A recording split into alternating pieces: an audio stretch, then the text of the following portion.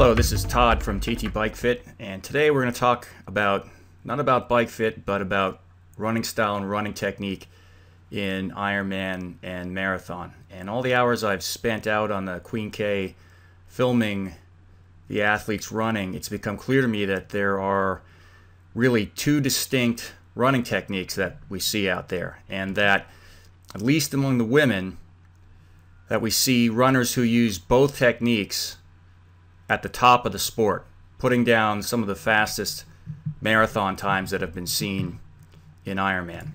So we can start off looking at Rinda Carfrey here. Everyone knows she's a fantastic runner. She's done a 2:52 in Kona, has the fastest overall time run split recorded in Kona, and really she is a classic runner. Her style is the style that everyone talks about, everyone tries to emulate. If you look at the elite marathoners from Kenya, you'll see that this is basically the style that they use. So what we notice about this style is that there is a good bit of vertical movement and a good deal of flight. So from the toe-off period through the landing, there's quite a bit of travel through the air. Of course, this amount of vertical travel, this amount of vertical displacement, requires at the same time absorbing the impact from the landing from that relatively high altitude. The advantage of this running style is that the runner takes full advantage of the time in the air to increase the distance per stride.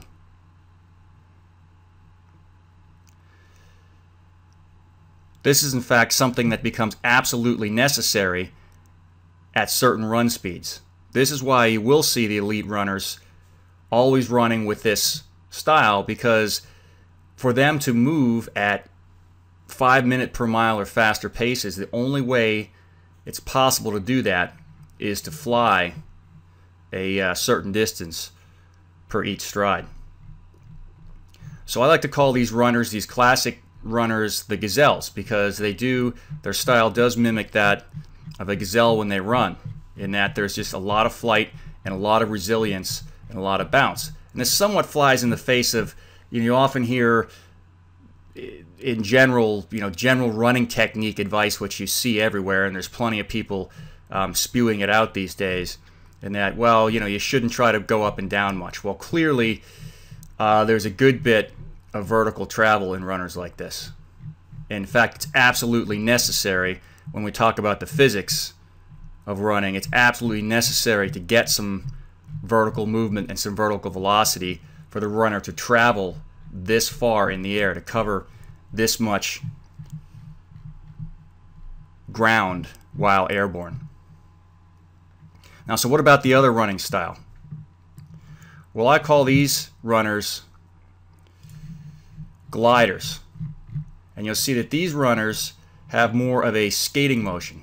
And Chrissy Wellington is certainly one who has also run a 2:52 in Kona, but practices this technique. So as opposed to the gazelle type of running style, which we just saw Rinda Carfrey exhibit, the gliders have a higher cadence style, much less vertical displacement, and much less flight time. So you'll notice that her feet are never very far from the ground. If you watch her lead foot, it's very close to the ground, only a few inches off, and the foot is well out in front of the center of mass at takeoff. This is quite different from what we see with the gazelles, where the takeoff typically occurs with the foot back here under the center of mass. So we'll compare these side by side here in a second. If we look at the cadence, just compare these two runners, even though they're both running approximately a 2:52 marathon, Chrissy's cadence is around 96, 97, and Miranda's is closer to 90. That's because she spends more time in the air. So if we put the videos side by side, actually that's Kate Snow right there, so let's switch over to Rinny. Okay, so here we have Rinny and Chrissy, and they're both, in each case, about to leave the ground with their trailing foot. Notice the foot more under the center of mass here with the gazelle style, but the more open stride, as opposed to the 90-degree angle, the more obtuse angle here in the lead leg. So if we start these videos playing, we can see the difference in the strides. The faster cadence here with Chrissy, and the reduced flight time.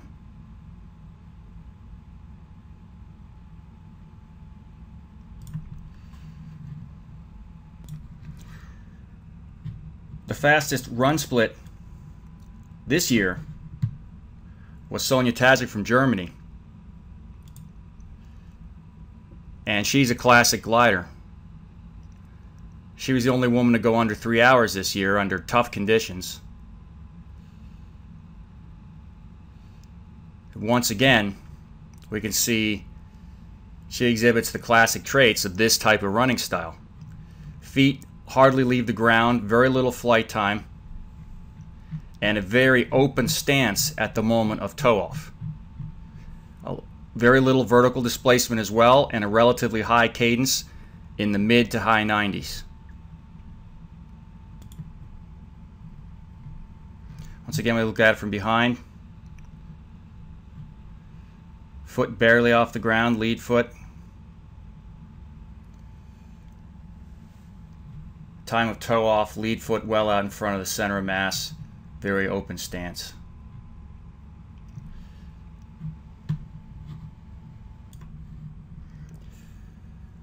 Gina Crawford from this year at Kona, another glider. You will note that a lot of these glider runners are smaller stature runners with shorter legs. Although Chrissy doesn't fall into that category at all, and in fact Leanda Cave exhibits this style as well, and certainly she doesn't.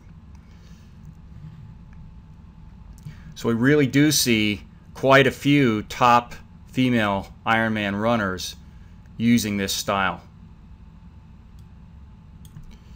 Cadence, mid to high 90s. Very little vertical movement. Very open stance at toe off. Feet very close to the ground. Of course, the best male runner this year and the winner at Kona was Pete Jacobs. And we see fewer men, for sure, exhibiting this gliding type of running style.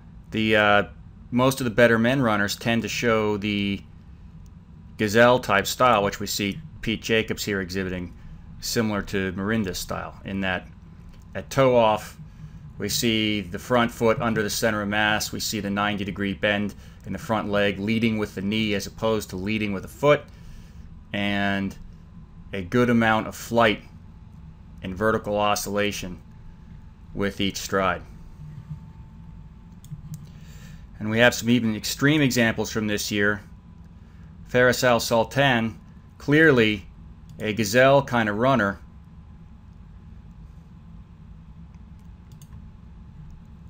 huge amount of flight between each stride,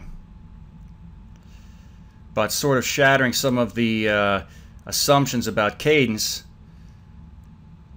Faris ran well under 3 hours here, but was barely running at an 80 cadence, and largely that had to do with the amount of time he spent in the air on each stride.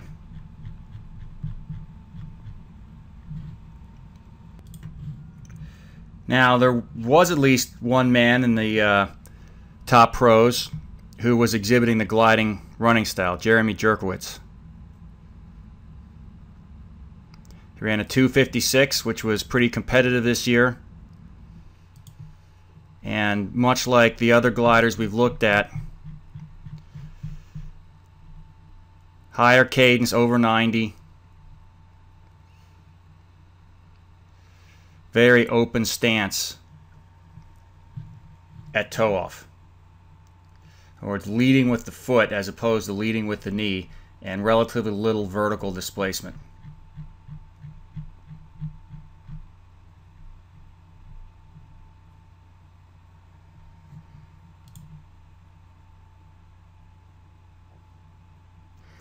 So you get the feeling watching these runners that there's almost no vertical movement at all, that they're just gliding barely above the ground. And while we progress right into Matthew Russell here, he's the complete opposite. Classic gazelle style. Obviously he did a great run split, a lot of flight time, a lot of vertical oscillation, and a slower cadence, a sub 90 cadence, more towards mid 80s.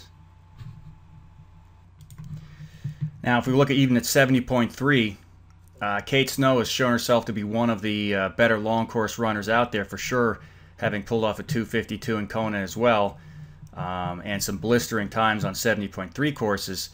And she's an extreme example of glider style running.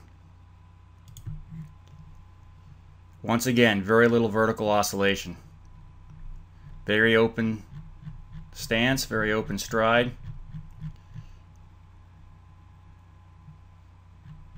An extremely high turnover. Her cadence here is in the neighborhood of 105 to 110, and she's running about a 6 flat per mile pace here for a 119 half marathon. So extremely fast with very little flight and very little vertical oscillation. Another name I have for this style of running is skating, because essentially it's almost as if the runner is skating along the road as opposed to bounding across the surface.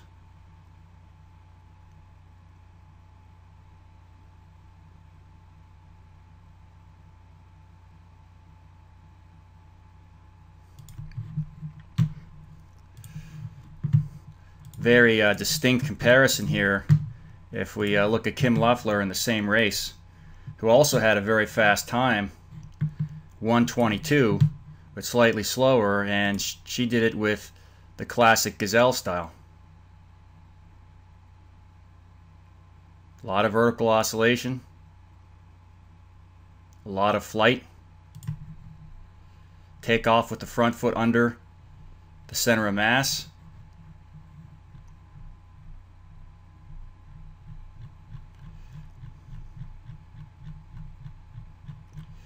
So we see two distinctly different run styles achieving similar results in at least long course triathlon. Is there one style that's better than the other? That's the question. Well, it's clear if you're trying to be an elite world-class runner and run sub 5-minute miles that you absolutely must run like a gazelle. These runners at the front end of the Boston Marathon clearly demonstrate that that's the style being used.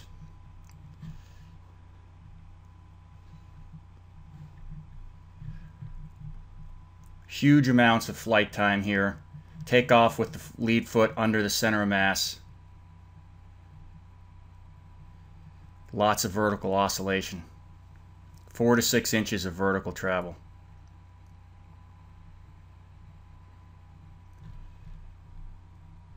These runners are flying in the neighborhood of 2 to 3 feet. Their center of mass is moving in the neighborhood of 2 to 3 feet through the air with each stride. And it's simply a matter of physics that they must travel that far in the air if they have any hopes of running at the sub 5-minute mile speeds that they do. And so we'll get into the physics of these two styles here in a second.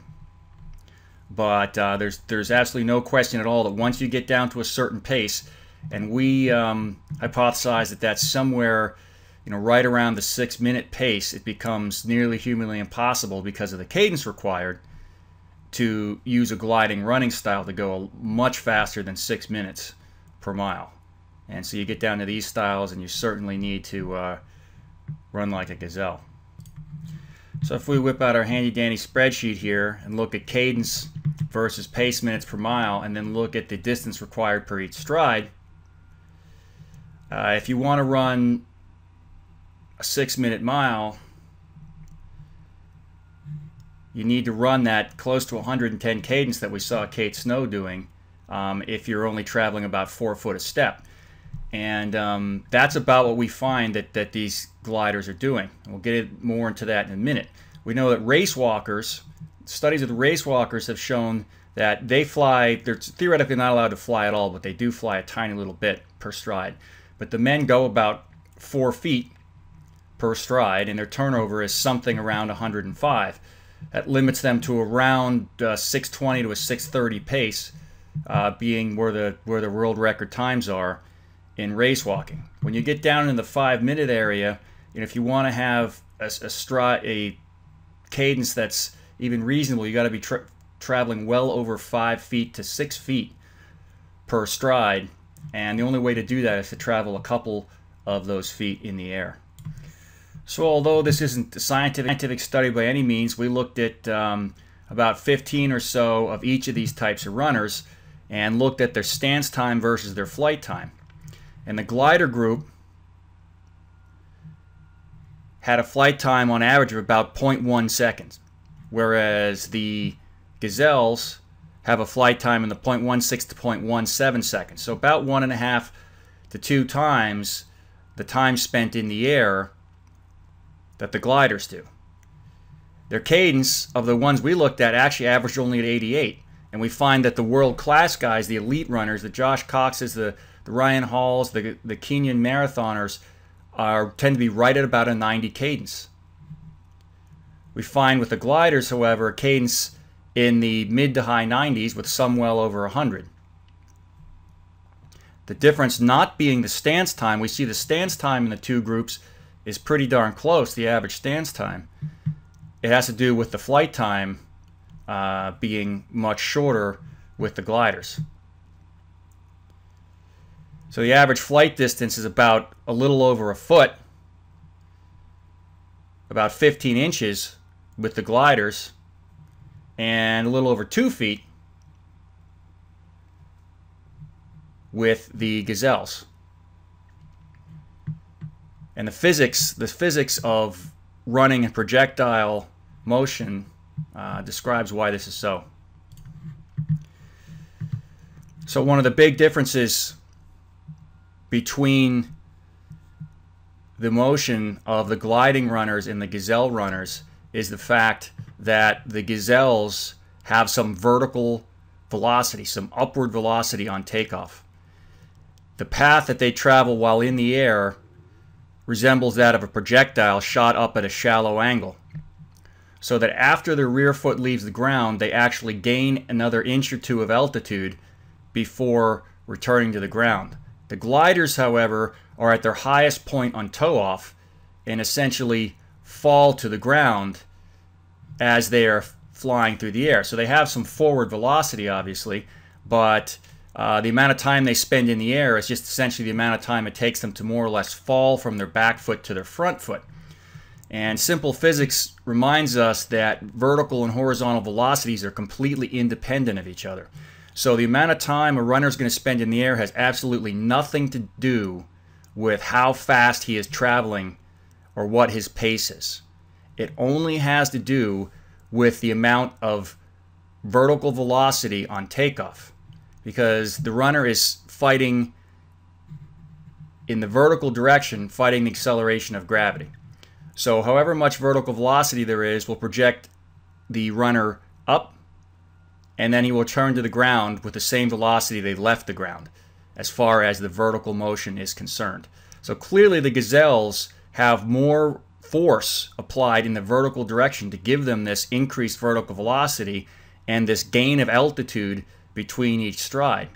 The gliders are using almost no vertical force at all and are essentially traveling, I show a very small Vy here, there may be essentially no Vy, and that essentially all the force is applied in the forward direction.